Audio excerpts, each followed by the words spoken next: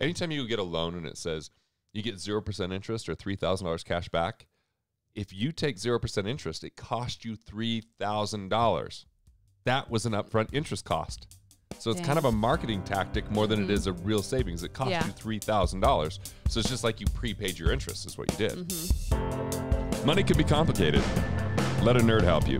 We're here to demystify the complex nature of money by getting you answers from financial nerds and whiz kids.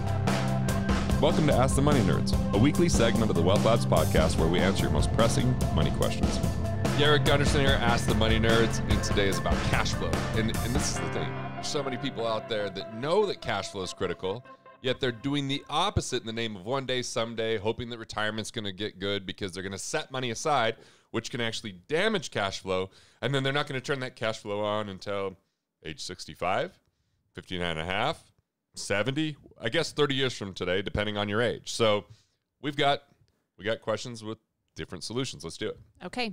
We're going to dive into Addie's question. This one's a little bit lengthy, but it's going to give you some background information. Okay. Addie says, I'm paying in cash for an advanced degree on a monthly basis, approximately $1,000 per month. The remaining balance is $8,000 over the next 10 months.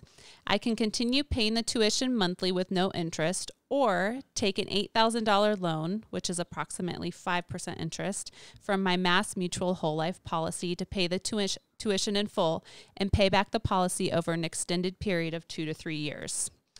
Paying the policy back over the extended period allows me to save approximately $600 to $700 per month over the next 10 months, which can be saved for future insurance premiums or other potential investments.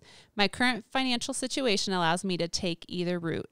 I'm looking to make the most efficient decision using the cash flow banking wealth factory perspective. Thank you for your insights. So what would you tell Addie to do? Okay, so first let's talk about what whole life is and this whole cash flow banking notion.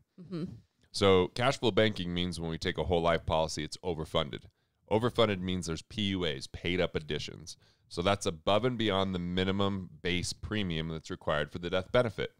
And so that goes in mostly commission free or drastically reduced from the commissions that you might face with the base premium. So you're going to see a lot more cash come in, and it can grow that cash and actually push that death benefit up. Okay. So when you're overfunding that and the cash value grows quicker, you have a couple options. One, you could take a withdrawal from the policy.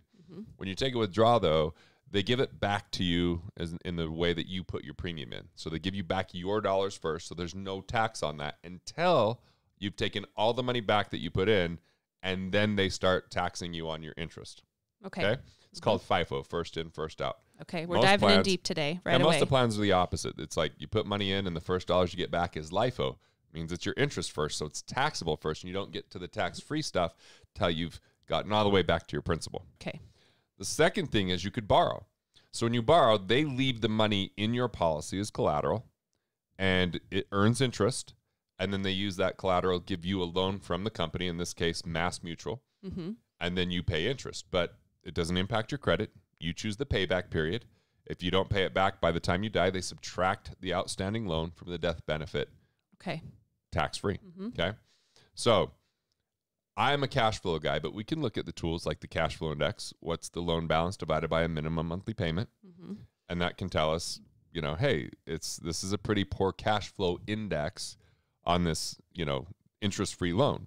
So even though there's no interest, $600 to $700 a month of cash flow for someone getting an advanced degree could make a big difference. And that $600 to $700 a month could be invested, right? It could be simply set aside to build up even more liquidity. It could be, you know, having the 6 months of savings. Right. I like the thought of that cash flow. So the question becomes, you know, what could you do with that cash flow? And where could you allocate that? Could you get a return on that? Already investing in themselves, right? Investing in this advanced degree, and obviously skill sets there. So good things there.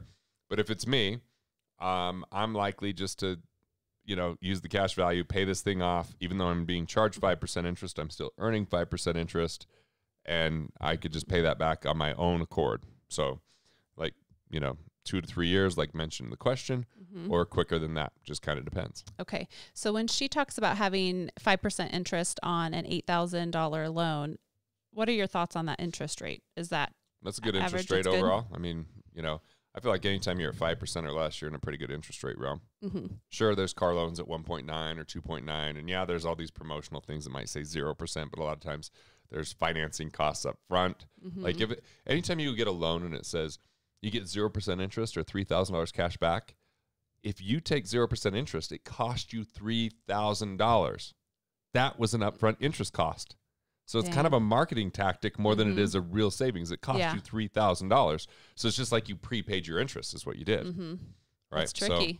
Okay. So you would advise her to take the $600 to $700 a month if she has a good place to invest it, right? Yeah. And it could be paying back the loan on the cash value. It could be, setting up another policy. It could be, it could be purchasing things that increase our financial IQ.